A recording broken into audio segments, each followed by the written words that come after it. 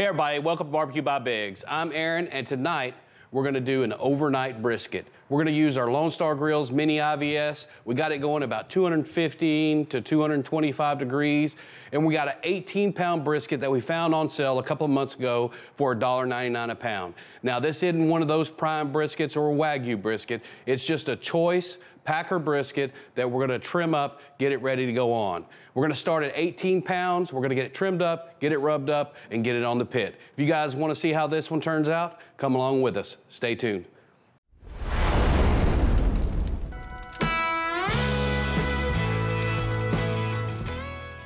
So what we're starting out with is an 18-pound brisket, and what we're gonna do is make sure that we trim it down and get all the extra fat off. And what we're doing is we're looking to make sure to get all this extra hard stuff off first.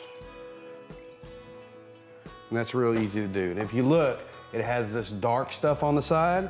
We're gonna make sure we get that trimmed off too here in a minute. So we're gonna get all this decal fat off of here. It really helps to have a really sharp knife. Thank you, Uncle Steve, for sending me this one.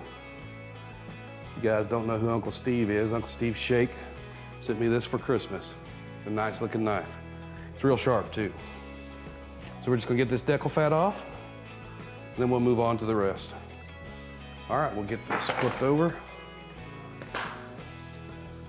So what we're looking for is like a Corvette. It needs to have a really smooth section. As you can tell, they really butchered that up when the butcher did it. So we're gonna take some of this off, and we'll save that for when we do sausage or we do ground brisket.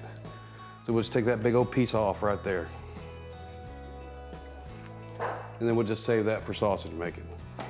We still have a valley here, but you know it goes all the way down in here. We don't want to take all that off because we'll lose all that brisket meat. So we'll do our best just to make it as smooth as we can. This part on the end, we want to make sure that we bring that down to all about the same, about 1/4 of an inch. So we'll get that trimmed up as well. Sometimes you get this quality when you buy a $1.99 brisket, but you know what? With brisket being $4, $5 a pound for the prime, we'll do a little bit of extra trimming to make sure that we have a good brisket to cook. So we're gonna take this, we're gonna round this off to make sure we have a good rounded area for the smoke to come off. And then we're gonna take that brown edge off.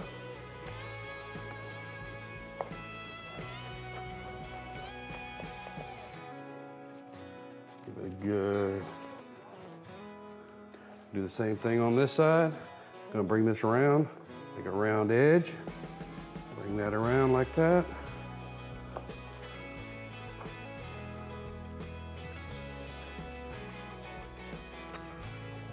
And we'll get all this silver skin just pulled off the top here.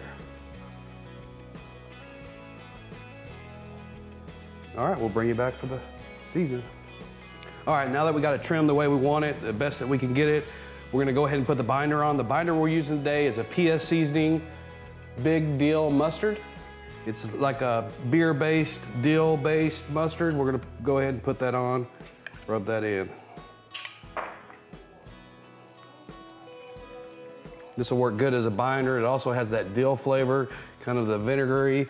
It'll give it an extra little kick too. We'll get the binder on this side. You don't want it too thick. You don't want that mustard shining through too much, but thick enough to hold your stuff on. All right, we'll get it flipped over. And we'll add the other stuff.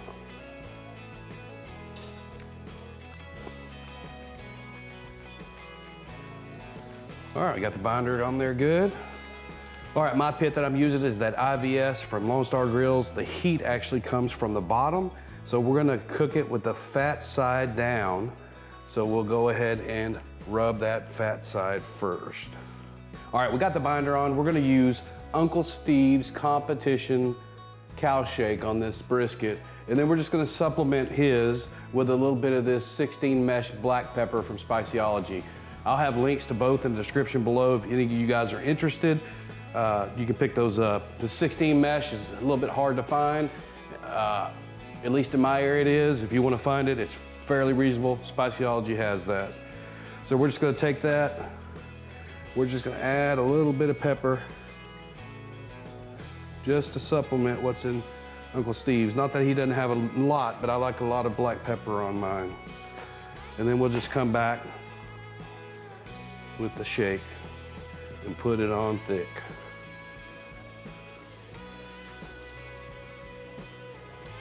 All right, that side looks good. We'll flip it. Then we'll come in here and get them sides. Nah, don't forget your sides. Same thing with some Uncle Steve's. Get those sides real good. You don't want to miss those sides.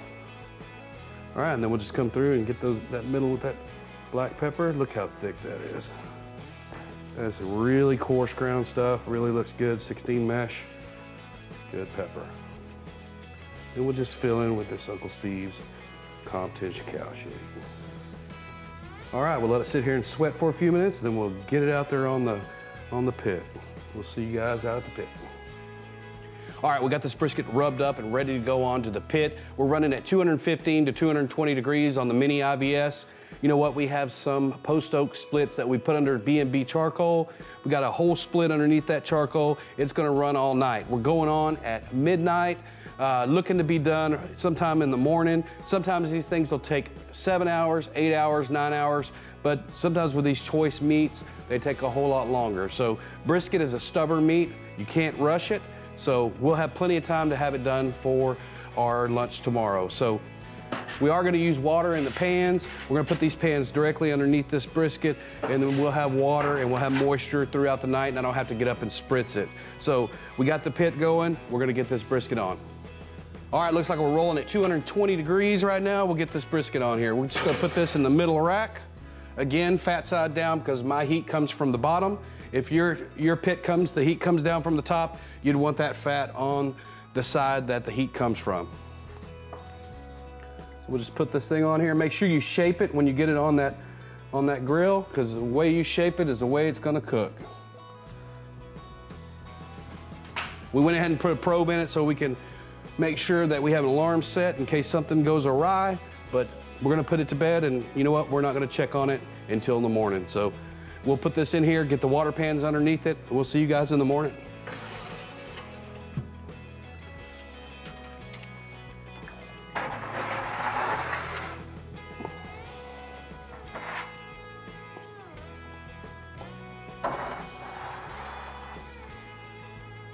All right, see you guys in the morning. All right, good morning, everybody. It's been about 11 hours since we put this brisket on. Internal temperature is about 180 degrees. We have not looked in on this. We were gonna let it ride without wrapping, but you know what? We're gonna have an early dinner. We're gonna make sure that we get this thing done. So we're gonna get this thing pulled off, get it wrapped up, and get it back on. We're probably gonna bump the temperature up to about 250 degrees to go ahead and finish this off. Like I said, internal temperature is about 180 degrees. Let's get in here, get this thing wrapped up, and get it back on. So this IVS has held its temperature all night long for 11 hours, no problems, right at 215 to 220 degrees. We are using a fireboard with a fan to keep this thing regulated, and it has performed perfectly. So let's look in and see what this thing looks like.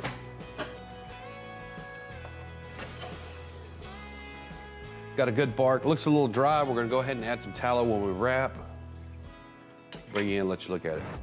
Bark is set good. This thing is looking great. So we'll get it wrapped up, get it ready to go. All right, we're gonna take some of that tallow that we made with that extra fat, and we're just gonna put a little bit into that flat, because we know that this is a choice piece of meat.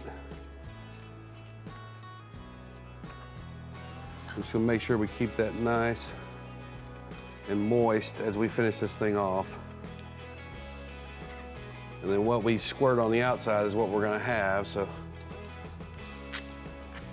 Looks like it's getting pretty close on the tenderness back there. And we'll just take a little bit and just dribble it in there. All right. We'll just take the paper right over the top. Need to go a little further here. Take this paper right over the top.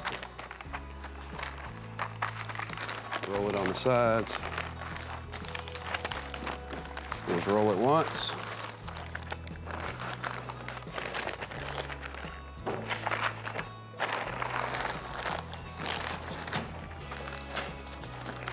One more time.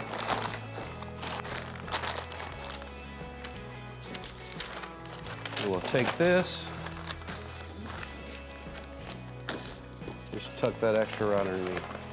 What that does is make a little bit thicker layer to protect the bottom of that brisket. All right, we'll get it back on. We'll run that temperature up to about 250. It should be done here in about probably I'd say about an hour or so. We'll get that done now. Put that back on.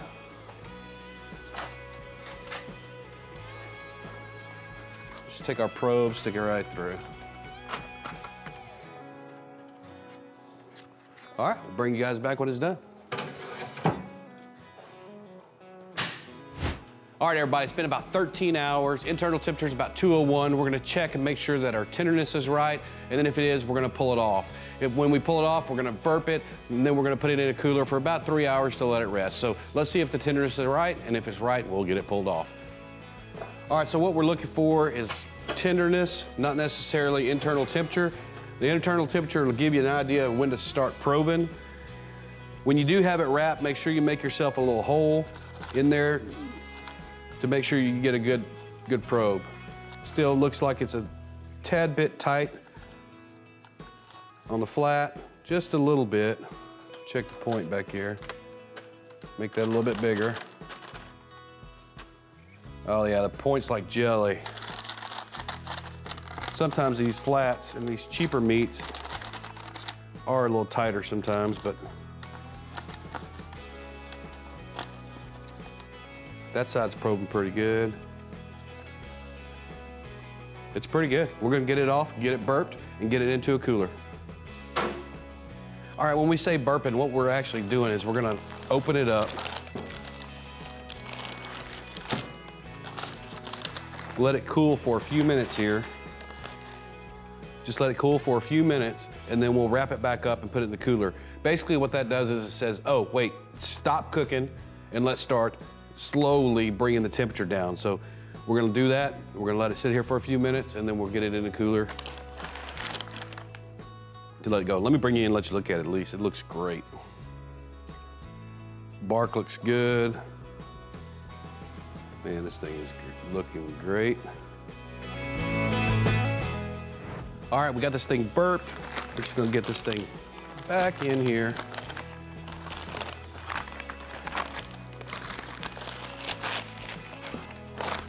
Close back up.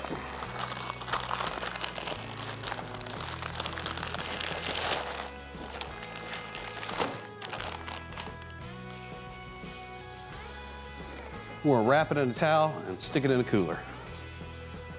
All right, we're just gonna drape this towel on the inside of this cooler.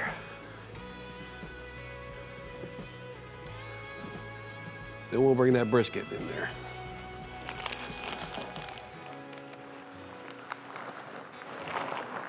Right in, it fits perfect.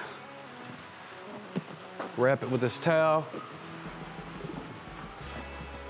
All right, we're good to go. We'll let it relax in here for about 3 hours. Then we'll bring it back for the cut and taste. See you then. All right, we've been resting for about 3 hours. This thing is ready to go. Let's get it out and see what it looks like. All right, let's dig in here.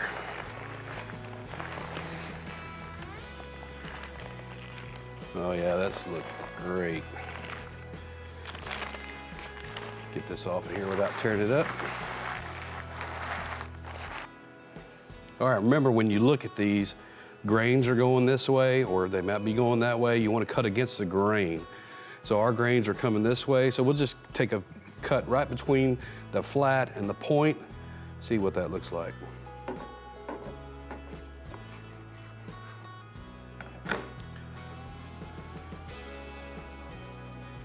Oh yeah, that looks great. Real juicy, not gonna squeeze, but you can see it's running out. Good looking brisket.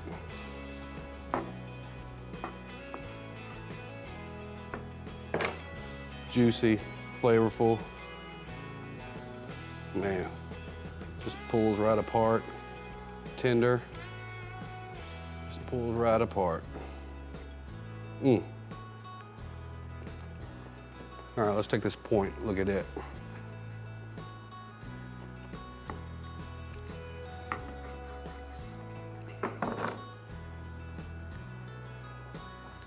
Oh, it's just running juice. I don't know if you can see that real well, but it's just running. Oh yeah, good looking. All right, let's get a taste of it. All right, again, we'll get a taste of this. You can look at this thing. Looks great. Pulls apart, real tender. We'll get a taste of this.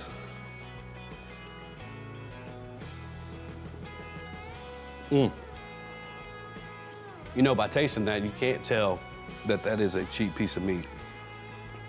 Not that brisket are cheap, but this one was $1.99 a pound, so you know you're not getting the best out there. But I tell you, it's better than most. You gotta give it a shot. Catch you next time.